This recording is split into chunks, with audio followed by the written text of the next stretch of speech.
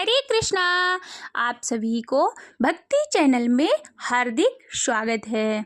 आज आप सभी श्रवण करेंगे माघ मास महात्म्य की कथा 9वां अध्याय। आज है 22 जनवरी दिन बुधवार। आज ही के दिन मर्यादा पुरुषोत्तम श्री राम जी का अयोध्या में प्राण प्रतिष्ठा हुआ था। तो कथा को प्रारंभ करने से पहले आप सभी आज आइए श्रवण करते हैं श्री राम जी की स्तुति। श्री रामचंद्र कृपाल भजोवन हरण भव भय दारुणम नव कंज लोचन कंज मुख पद गंजारुणम कंदर्वे अंगणित अमित छवि नव नील नीरज सुंदरम पटवीत मान हुतणित रुचि शोच नौमि जनक सुतावरम भज दीन वंदो दिनेश दानव दैत्य वर्ष निगंदनम रघुनंदे आनंदे कंदे कौशल चंद्र दशरथ नंदनम शिर मुकुट कुंडल तिलक चार्यो जारु अंग विभूषणम आजानु भुज शर चाप धर संग्राम जित खर दोषणम मम हृदय कंज निवास कुरु कामादि खल दल गंजनम मंजाहि राजो मिलहि शोवर सहज सुंदर सावरो करुणानिधान सुजान शील स्नेह जान तिरावरो यही भांति गौरी शीस सोनि सहित हर शील तुलसी भवानी पूजे पुनि पुनि मुदित मंदिर चले जानी गौर अनुकूल है शिहर सुन जाए कहे वाम अंग फरकन लगे मंजल मंगल मूल श्यापति राम जय जय राम मेरे प्रभु राम जय जय राम। बोलो श्यावर रामचंद्र की जय। माघ मास की कथा 9वां अध्याय। साथी सुनेंगे श्रीमद् भगवत गीता का महत्व और श्रीमद् भगवत गीता का अगला अध्याय। यमदूत कहने लगे, मध्याह्न के समय आया अतिथि मूर्ख पंडित देव पाठी या फिर पापी कोई भी हो ब्रह्मा के समान है, जो रात्रि के थके हुए भूखे ब्राह्मण को अन्न जल देता है। मध्याह्न के समय जिसके घर आता हुआ अतिथि निराश नहीं जाता, वह स्वर्ग का वासी होता है। अतिथि बराबर कोई धन संपत्ति तथा हित नहीं है। बहुत से राजा और मुनि अतिथि सत्कार से ब्रह्मालोक को प्राप्त होते हैं। जो एक समय आलस से भी अतिथि को भोजन करा दे, वह यम द्वार नहीं देखता। केसरी ध्वज के वैवस्त्र देव ने कहा था कि जो कोई भी इस कर्म भूमि मृत्यु लोक से स्वर्ग लोक जाने की इच्छा रखता है, वह अन्न का दान करे। दूत कहता है कि यमराज कहते हैं, अन्न के बराबर दूसरा कोई दान नहीं है। जो गर्मियों में जल, सर्दी में ईंधन और सदैव अन्न का दान करते हैं, वह कभी यम के दुख नहीं उठाते। जो अपने किए हुए पापों को प्रायश्चित करता है, वह नरक को नहीं देखता, और जो प्रायश्चित न करने वाला मनुष्य नरक में जाता है। जो काया वाचा और मन से किए हुए पापों का प्रायश्चित करता है, वह देव और गंधर्वों से शोभित स्वर्ग लोक को प्राप्त होता है। जो नित्य ही व्रत तप तीर्थ करते हैं और जितेंद्रिय हैं, वह भयंकर यम को नहीं देखते हैं। नित्य धर्म करने वाला दूसरों को अन्न भोजन और दान को त्याग दे। नित्य स्नान करने से बड़े बड़े पाप का नाश होकर यम को नहीं देखता। बिना स्नान पवित्रता कैसे हो सकती है? है। जो मनुष्य पर्व के समय चलते जल में स्नान करते हैं वह बुरी योनि नहीं पाते और ना ही नरक में जाते हैं। माघ मास में प्रातः स्नान करने वाले मनुष्य को नियम पूर्वक तिल पात्र और तिल कमल का दान करना चाहिए। यमदूत कहते हैं कि हे विकुंडल, पृथ्वी, सोना, गौ आदि परम दान करने वाला स्वर्ग से नहीं लौटता। बुद्धिमान पुण्य तिथियों को, व्यक्तिपात, संक्रांति आदि को थोड़ा सा दान कर के भी बुरी गति को प्राप्त नहीं होता। सत्यवादी, मौन रहने वाला, मीठा बोलने वाला, क्षमाशील, नीतिवान, किसी की निंदा न करने वाला, सब प्राणियों पर दया करने वाला, पराये धन को तृण के समान समझने वाला मनुष्य कभी नरक को नहीं जाता। यहाँ पर माघ मास महात्म्य का 9वां अध्याय समाप्त होता है। माघ मास महात्म्य की 10वें अध्याय की कथा आप हमारे आगे के वीडियो में श्रवण करेंगे। सुनिए श्रीमद् भगवद गीता का 3रा अध्याय कर्म योग। श्री भगवान बोले, प्रिय जन, स्थान में एक जड नामक ब्राह्मण था जो कौशिक वंश में उत्पन्न हुआ था। उसने अपना जातीय धर्म छोड़कर बनिए की वृत्ति में मन लगाया। उसे पराई स्त्रियों के साथ व्यभिचार करने का व्यसन पड़ गया था। वह सदा जुआ खेलता, शराब पीता और शिकार खेलकर जीवों को हिंसा किया करता था। इसी प्रकार उसका समय बीतता गया। सब धन नष्ट हो जाने पर वह व्यापार के लिए बहुत दूर उत्तर दिशा में चला गया। वहां से धन कमाकर घर की ओर लौटा। बहुत दूर तक का रास्ता उसने तय कर लिया था। एक दिन सूर्यास्त हो जाने पर जब दशों दिशाओं में अंधकार फैल गया, तब एक वृक्ष के नीचे उसे लुटेरों ने धर दबाया और शीघ्र ही उसके प्राण ले लिए। उसके धर्म का लोप हो गया था, इसलिए वह बड़ा भयंकर प्रेत हुआ। उसका पुत्र बड़ा ही धर्मात्मा और वेदों का विद्वान था।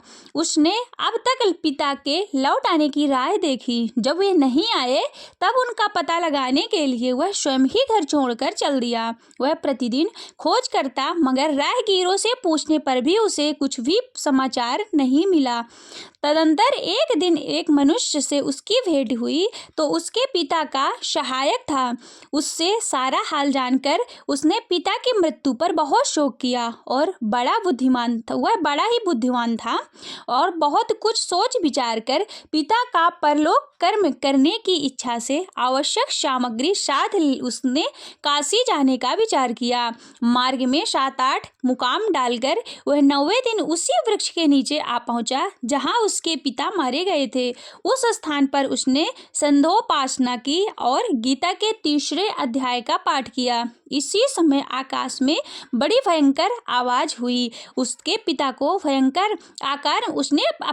को भयंकर आकार में देखा और फिर तुरंत ही अपने सामने आकाश में उसे एक सुंदर विमान दिखाई दिया जो तेज से व्याप्त था। उसमें अनेक क्षुद्र घंटिकाएं लगी थी। उसके तेज के से समस्त दिशाएं अलौकिक हो रही थी। यह दृश्य देखकर उसके चित्त की व्यग्रता दूर हो गई। उसने विमान पर अपने पिता को दिव्य रूप धारण किए विराजमान देखा। उसका शरीर पर पीतांबर शोभा पा रहा था और मुनिजन उनकी स्तुति कर रहे थे।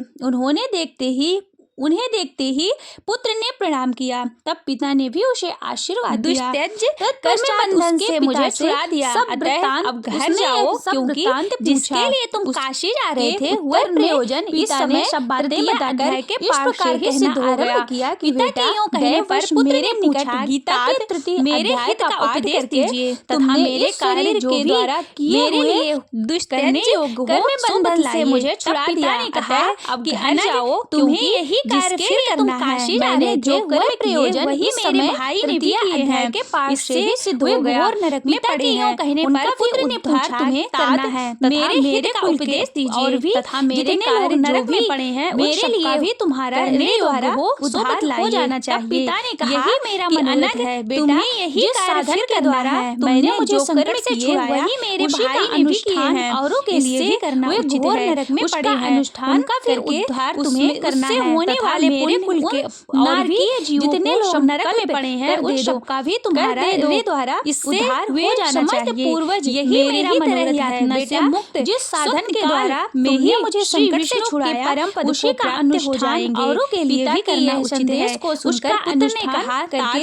यदि ऐसी बात होने वाले आपकी भी ऐसी नारकीय जीवों को और आपकी भी ऐसी रुचि है तो मैं समस्त नारकीय जीवों का नरक से उद्धार कर दूंगा। मेरे ही तरह यातना से उसके पिता बोले बेटा मैं ही तुम्हारा कल्याण हो परम पद को प्राप्त हो जाएंगे। पिता के यह संदेश को सुनकर पुत्र ने कहा पुत्र को आश्वासन देकर है उसके पिता भगवान विष्णु के परम धाम को चले गए। की भी ऐसी रुचि है वह भी लौटकर जन्म स्थान में आया और नरक से उद्धार कर दूंगा। कृष्ण के मंदिर में उसके पिता बोले बेटा पिता के आदेशानुसार कल्याण हो। गीता के 30वें अध्याय का पाठ करने लगा।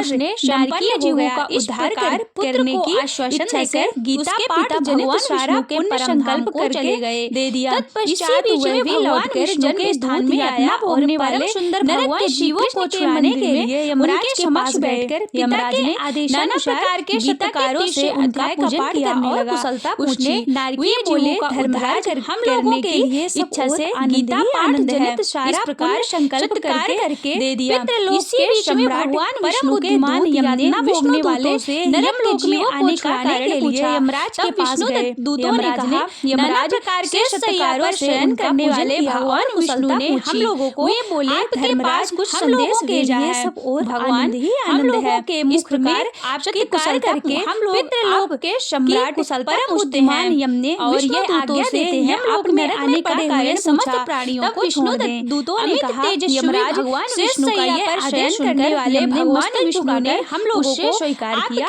और मन ही मन कुछ सोचा है। तत्पश्चात हम लोगों के मुख में आपकी कुशलता हम लोग को नरक से मुक्त लेकर उनके साथ ही वे और यह आज्ञा देते हैं आप नरक में पड़े हुए समस्त प्राणियों को छोड़ दें। के द्वारा तेजस्वी भगवान विष्णु का यह आदेश सुनकर उसके भीतर मस्तक झुकाकर सूर्यों के समान कांतिमान नीलकमल दल के समान श्याम सुंदर लोकनाथ जगत गुरु श्री हरि का दर्शन उन्होंने किया। नरक से मुक्त देखकर तेज उनके साथ ही वे बने हुए शेष नाग के फणों के मणियों के प्रकाश से दुगना हो रहा था। के द्वारा आनंद युक्त दिखाई दे रहे थे। वहां जा उनका हृदय प्रसन्नता से परिपूर्ण था। सूर्यों के समान कांतिमान नीलकमल दल के समान श्याम सुंदर लोकनाथ जगत गुरु श्री हरि का दर्शन उन्होंने किया। जन भगवान की सेवा में खड़े थे। उनकी सैया बने हुए कारण नाग के फणों की मणियों के प्रकाश से निश्चल प्रतीत होते थे। देवराज दिखाई दे रहे थे। विरोधियों को परास्त प्रसन्नता से उद्देश्य से भगवान की स्तुति कर रहे थे।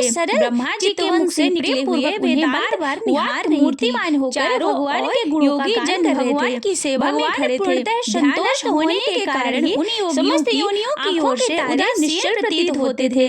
जीवों में से जिन्होंने योग साधन के द्वारा करने के उद्देश्य से संचय किया था की स्तुति कर रहे थे। एक ही साथ के मुख से निकले हुए वेदांत भगवान मूर्तिमान होकर भगवान के गुणों का गान कर रहे थे। जगत को भगवान पूर्ण संतोष होने के कारण कर रहे थे। समस्त योनियों की ओर से उदासीन प्रतीत होते थे। जीवों में से जिन्होंने योग साधन के धारण किए हुए पुण्य कमल के संचय किया था श्याम वर्ण वाले श्री हरि ऐसे दृष्टि से निहार रहे थे मानो चांदनी से घिरा हुआ आकाश शोभित हो रहा है। चराचर जगत को भगवान श्री पूर्ण दृष्टि से भगवान की झांकी के दर्शन करके यमराज प्रभा से विशाल बुद्धि के द्वारा उनकी स्तुति करने लगे। दिव्य विग्रह धारण किए हुए पूर्ण जगत का निर्माण करने वाले परमेश्वर वाले श्री हरि ऐसे जान पड़ते निर्मल है मानो चांदनी से घिरा हुआ आकाश शोभित हो रहा है। आप ही विश्व स्वरूप श्री झांकी इसके विधायक की झांकी के दर्शन करके यमराज अपनी विशाल और बुद्धि के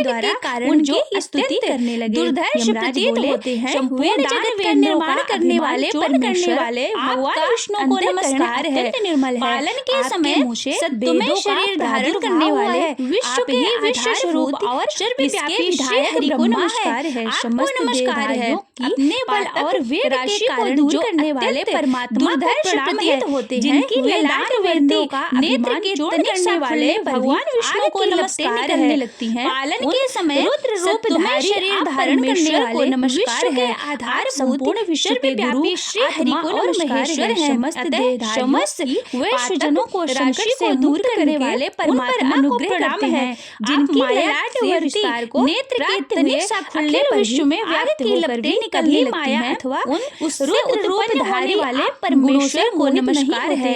माया तथा माया जनित गुणों के बीच में महेश्वर होने पर भी समस्त वैश्यजनों को संकट से मुक्त करके उन पर अनुग्रह करते हैं। आप माया क्योंकि विस्तार को प्राप्त हुए फिर अखिल विश्व में व्याप्त होकर भी सभी माया अथवा मेरा उत्पन्न होने वाले गुणों से मोहित नहीं होते करके माया तथा माया जनित गुणों के बीच में स्थित होने पर भी इन जीवों को रहित होने पर भी मैंने छोड़ दिया नहीं पड़ता। अब मेरे योग्य महिमा का जो कार्य हो सो उसे बताइए। उनके यूं कहने पर भगवान मधुसूदन कैसे हो सकते हैं? गंभीर वाणी मेरा मौन रहना ही उचित है। रस से खींचते हुए बोले धर्मराज करके यमराज ने हाथ जोड़कर कहा, जगत गुरु आपके आदेश से इन जीवों को गुण रहित होने पर भी मैंने छोड़ दिया से उद्धार करे योग्य और जो कार्यों का उसे बताकर मैं निश्चिंत हूँ। अतः कहने पर भगवान मधुसूदन अपने के समान गंभीर वाणी कहकर भगवान मानो अमृत रस से खींचते हुए बोले, धर्मराज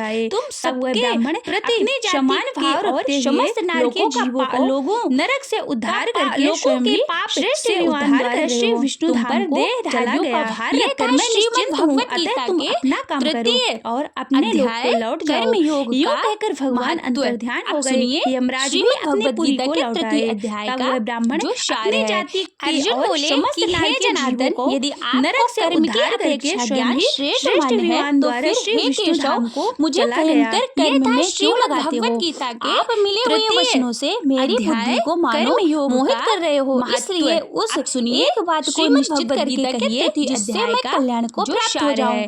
श्री भगवान बोले, हे जनार्दन, यदि इस लोक में दो प्रकार की निष्ठा मेरे द्वारा पहले कही गई है, उनमें से मुझे भयंकर कर्म में क्यों लगाते हो? जो ज्ञान मिले हुए वचनों से मेरी बुद्धि को मानो मोहित कर रहे हो। इसलिए न तो कर्मों का आरंभ निश्चित करके कहिए जिससे मैं कल्याण को प्राप्त हो जाऊं। योग निंदा भगवान बोले कि हे निष्पाप, इस केवल में त्याग मात्र से निष्ठा मेरे द्वारा पहले कही गई है, उनमें से सांख्य योगियों की कोई भी मनुष्य किसी काल में क्षण मात्र भी योगियों की निष्ठा नहीं रहता से ही होती है। मनुष्य समुदाय कर्मों का आरंभ किए बिना गुणों द्वारा परवश हुआ यानी करने के योग निंदा को प्राप्त होता है। और न जो मूढ़ बुद्धि मनुष्य मात्र इंद्रियों को सिद्धि पूर्वक सांख्य निष्ठा को ही प्राप्त होता है। इंद्रियों के विषयों का मनुष्य किसी काल में क्षण मात्र भी बिना कर्म किए नहीं रहता, क्योंकि सारा मनुष्य समुदाय है प्रकृति जनित गुणों द्वारा इंद्रियों को वश हुआ करके अनासक्त हुआ वाद्य किया जाता है द्वारा जो मूढ़ बुद्धि मनुष्य समस्त इंद्रियों को हठ पूर्वक शस्त्र विहित रोककर मन में उन इंद्रियों के विषयों की अपेक्षा करता है। कर्म करना श्रेष्ठ है अर्थात कर्म न करने से तेरा शरीर कहा जाता है सिद्ध नहीं होगा। अर्जुन, जो पुरुष मन से ये जाने को वश में करके अनासक्त हुआ दूसरे कर्मों में लगा हुआ ही मनुष्य समुदाय कर्मों से बनता है। इसलिए शस्त्र विहित कर्तव्य कर से रहित होकर न करने की अपेक्षा कर्म करना श्रेष्ठ है तथा कर्म न करने से तेरा शरीर निर्वाह भी सिद्ध नहीं होगा। शहीद प्रजाओं को किए जाने से कहा वाले कर्मों के अतिरिक्त दूसरे कर्मों में लगा हुआ ही मनुष्य समुदाय और कर्मों से बनता है। तुम लोगों को इच्छित भोग प्रदान करने वाला से रहित होकर तुम इस लोग यज्ञ के द्वारा देवताओं को उत्पन्न करो। प्रजापति ब्रह्मा ने तुम लोगों को उत्पन्न करें। इस प्रकार प्रजाओं को रचकर से एक दूसरे को उन्नत कर इस यज्ञ के द्वारा तुम वृद्धि को प्राप्त हो जाओगे। यह यज्ञ द्वारा बढ़ाए हुए इच्छित भोग प्रदान करने वाला हो। बिना मांगे ही लोग इस यज्ञ के द्वारा ही देवताओं को उत्पन्न करो। उन देवताओं के द्वारा दिए हुए भोगों को उत्पन्न करें। उनके बिना दिए स्वयं भाव से एक दूसरे को उन्नत से बचे हुए अन्न को खाने वाले परम कल्याण को प्राप्त हो जाओगे, मुक्त हो जाते हैं। यज्ञ के द्वारा बढ़ाए हुए देवता अपना शरीर पोषण करने के लिए बिना मांगे ही पकाते हैं। इच्छित भोग तो पाप ही खाते हैं। इस प्रकार संपूर्ण प्राणी अन्न से उत्पन्न होते हैं। अन्न की उत्पत्ति वृष्टि से बिना दिए स्वयं होता है, वह चोर ही होती है। यज्ञ से बचे हुए अन्न को खाने वाले श्रेष्ठ पुरुष सब पापों से मुक्त हो जाते हैं। उत्पन्न और वेद को अपना शरीर पोषण करने के लिए ही अन्न को पकाते हैं। इससे वे तो पाप ही खाते होता है। संपूर्ण प्राणी पापी अन्य से उत्पन्न होते हैं, अन्य की सदा ही यज्ञ में प्रतिष्ठित है। वृष्टि से जो पुरुष इस श्लोक में इस प्रकार परंपरा से उत्पन्न होता है, कर्म समुदाय को तो वेद से उत्पन्न और वेद को अविनाशी परमात्मा से इंद्रियों के द्वारा भोगों में श्रमण करने वाला सिद्ध होता है। पुरुष सर्वव्यापी परम अक्षर परमात्मा जो मनुष्य सदा ही यज्ञ में प्रतिष्ठित है वाला और आत्मा में जो पुरुष तथा में इस प्रकार परंपरा से प्रचलित कोई सृष्टि नहीं है। उस महापुरुष का इस विश्व में कर्तव्य का पालन करने से कोई प्रयोजन रहता द्वारा और न कर्मों के रमण करने वाला से ही कोई प्रयोजन रहता है तथा संपूर्ण प्राणियों में से जो मनुष्य आत्मा में ही रमण करने वाला और आत्मा में ही रहता है, इसलिए आत्मा में ही निरंतर उसके लिए कोई कर्तव्य नहीं है। सदा महापुरुष का इस विश्व में न तो कर्म करने से कोई प्रयोजन रहता और न कर्म हुआ मनुष्य न परमात्मा को कोई प्रयोजन रहता है तथा संपूर्ण ज्ञानी जन भी इसका रहित कर्म द्वारा ही परम सिद्धि को प्राप्त संबंध नहीं रहता। इसलिए तो लोक संग्रह को देखते से रहित रहकर सदा को ही योग्य कर्म को अर्थात मुझे कर्म करना ही उचित है। शक्ति से रहित होकर जो भी आचरण करते हैं परमात्मा को प्राप्त हो जाता है। वैसा ही आचरण ज्ञानी जन भी अशक्त रहित कर्म द्वारा ही परम सिद्धि को प्राप्त मनुष्य समुदाय उसके अनुसार लोक संग्रह को देखते अर्जुन मुझे कर्म तीनों लोगों ही योग्य ना तो कुछ कर्तव्य है और ना ही कोई भी प्राप्त करने योग्य श्रेष्ठ पुरुष जो भी आचरण करते हैं कर्म में ही अन्य पुरुष हूँ। वैसा ही आचरण करते हैं कदाचित मैं सावधान होकर कर देता है समस्त मनुष्य बड़ी हानि हो जाए उसके अनुसार मनुष्य प्रकार से मेरे ही अर्जुन का अनुसरण करते तीनों लोगों में ना तो कुछ कर्तव्य है और ना ही कोई भी मनुष्य करने योग्य भ्रम हो जाए प्राप्त है जो भी मैं कर्म में ही वाला वर्तता हूँ तथा इस समस्त प्रजा को नष्ट करने वाला मैं सावधान हूँ। हे भारत में न में अशक्त तो बड़ी हानि हो जाए क्योंकि मनुष्य प्रकार से अशक्त रहित विद्वान अनुसरण संग्रह करना चाहता है। यदि मैं कर्म न प्रकार कर्म तो ये सब मनुष्य परमात्मा के स्वरूप में अटल स्थित हुए ज्ञानी पुरुष जो चाहे वह शास्त्र समित कर्मों को नष्ट करने वाला अज्ञानियों की हे भारत में कर्म में आसक्त हुए अज्ञानी जन जिस प्रकार कर्म करते हैं अंतर्यामी परमात्मा में लगे हुए चित्त द्वारा संपूर्ण कर्मों प्रकार कर्म करें मुझ में परमात्मा के स्वरूप में अटल स्थित हुए ज्ञानी पुरुष जो चाहे रहित होकर युद्ध विहित जो मनुष्य दोष वाले दृष्टि से रहित और बुद्धि में युक्त होकर मेरे इस मत का सदा अनुसरण करते हैं वे भी अंतर्यामी परमात्मा छूट जाते हैं लगे परंतु जो मनुष्य मुझ में दोषारोपण करते हुए मेरे इस मत के अनुसार नहीं चलते ममता रहित और संताप रहित होकर ज्ञानों में मोहित जो मनुष्य दोष समझ दृष्टि से रहित और श्रद्धायुक्त होकर अर्थात अपने इस मत का सदा अनुसरण करते हैं वे भी संपूर्ण कर्मों से छूट जाते हैं परंतु जो मनुष्य मुझ में दोषारोपण करते हुए मेरे इस मत के अनुसार नहीं चलते उन मूर्ख हट क्या करेगा वो तो संपूर्ण ज्ञानों में मोहित और नष्ट हुए ही समझ सभी प्राणी प्रकृति को प्राप्त होते हैं राग और अपने छिपे हुए स्थित हैं पर मनुष्य को कर्म करते हैं ज्ञान वश में नहीं होना चाहिए प्रकृति के अनुसार ही चेष्टा करते हैं मार्ग में इसमें किसी वाले महान शत्रु हैं अच्छी करेगा आचरण में लाए हुए इंद्रिय धर्म से गुण अर्थात अपना धर्म अति उत्तम है अपने धर्म में से मानना और द्वेष कल्याणकारक है स्थित और दूसरे का धर्म भय को देने वाला वश में नहीं होना चाहिए क्योंकि कृष्ण तो फिर यह मनुष्य कल्याण मार्ग में विघ्न करने वाले लगाए हुए की भांति अच्छी प्रकार प्रेरित होकर लाए हुए दूसरों के धर्म से दुष्ट भगवान बोले अपना धर्म अति उत्पन्न हुआ ये धर्म में से क्रोध है और यह कल्याणकारक है और दूसरे का धर्म भय को देने वाला है और बड़ा पापी है कृष्ण तो फिर यह मनुष्य स्वयं में वैरी हुआ भी जिस प्रकार लगाए हुए की भांति मैल से दर प्रेरित होकर पाप का आचरण करता है जे कृष्ण गर्व ढका रहता है जो से ही उत्पन्न हुआ द्वारा वही क्रोध है और यह बहुत खाने वाला अर्थात के समान से कभी न होने वाला और बड़ा पापी है ज्ञानियों के नित्य वैरी के द्वारा मनुष्य का ज्ञान ढका हुआ है धुएं से अग्नि मन और मैल से दर्पण ढक जाता है स्थान कहे जाते हैं जे से गर्व ढका रहता है वैसे ही उस काम के द्वारा ज्ञान ढका रहता है और हे अर्जुन इस अग्नि के समान कभी न होने वाले पहले इंद्रियों को वश में करके इस ज्ञानी के द्वारा मनुष्य का ज्ञान करने वाले महान पापी इंद्रियां मन और बुद्धि ये सब पूर्वक मार डालेगा। स्थान कहे जाते हैं। धूल शहीद से यह मन बुद्धि और श्रेष्ठ द्वारा ही ज्ञान को आच्छादित करके जीवात्मा को और मन से ही बुद्धि और बुद्धि से ही तो पहले इंद्रियों को वश में करके इस ज्ञान और बुद्धि से नाश करने वाले बलवान और अत्यंत श्रेष्ठ आत्मा को जानकर और बुद्धि के द्वारा धूल को वश में करके महावर यानी श्रेष्ठ बलवान रूपी दुर्जय शत्रु को मार डाल।